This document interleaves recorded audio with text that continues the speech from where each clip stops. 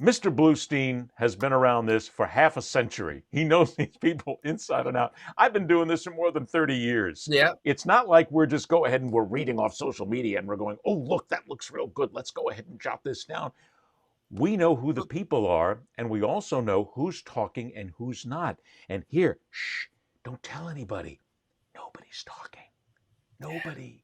I mean, at UM they weren't talking. At Notre Dame they're not talking. At Southern Cal they weren't talking. At Louisiana they weren't talking. At Oklahoma, at Florida they weren't talking. I got to give credit where credit is due, Larry, Yeah. because the people in the administrations of these schools that were all changing coaches and this merry-go-round happened, you didn't hear a peep out of them Nothing. because they know what's at stake, so they didn't say a word. And every Yeah. time somebody says, I got an inside source, bullshit.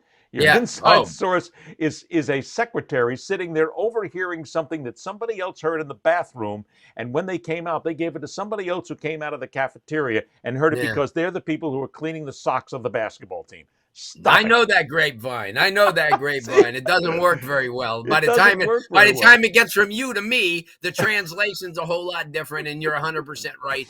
And that secretary who may have heard, oh, I just heard Mario Cristobal's name, but they didn't understand that they were saying, we have no shot at Mario Cristobal. All you heard was Mario Cristobal's name. Now you ran and told Gary Furman, who told everybody in the world, come on, please, settle down, because I will tell you that not one person in this country, not one person in this world knew that Lincoln Riley was going to USC. Not one. None. And I don't None. want to hear all you know it alls. Oh, I knew it all. You know nothing. You knew nothing. You knew nothing about Brian Kelly ever leaving Notre Dame for LSU, because why would you leave Notre Dame? Who's ever left Notre Dame for another college job other than Lou Holtz? But heck, he went to NFL. He went all over the place.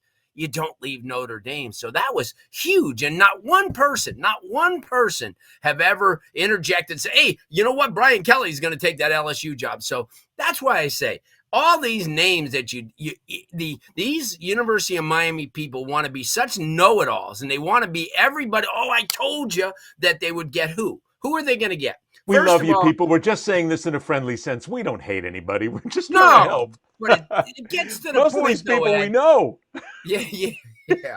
Mostly all the people we know. But my point is this: people just cannot. They always have to be credited with everything. Yes. Somebody, I told you he would do this.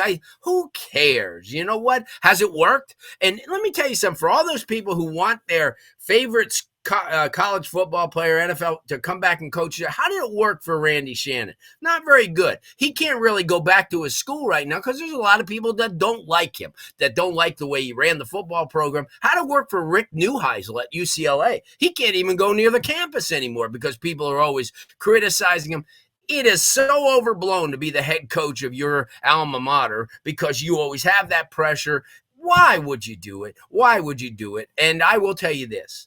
And it may offend a lot of you people, but the people that I'm offending, you just don't know the situation. I keep Manny Diaz. I'm sorry. I keep Manny Diaz because, A, he's done what he was asked to do. He had to fulfill and get an offensive coaching staff. He went out, got Lashley, who, God bless him, he got another job, but that's what the life is about. You know, I mean, and they went and he went and got the Coach Likens from Arizona State, and he went and got Garen Justice from UNLV to be his offensive line coach. Then defensively, they wanted you to make changes. He made changes. So he's done everything. He went and got he got that quarterback who's doing pretty damn well right now. Now So the ACC Player of the Year, I yes, believe it was.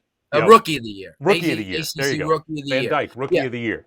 And it happened because that coach saw it and made the changes, and Diaz did it and got him ready. And look, let's be honest here. If we're going to go down to Manny Diaz and go down this road, he's got a winning team this year. And it's a team that's going to go bowling. Is it going to go for a national championship? Hell no, and it wasn't even going to. Because that takes time when you're rebuilding a program that has been decimated by bad leadership from the top on down, from the president, from former athletic directors, to bad coaches, to people who are making decisions. And here's something else.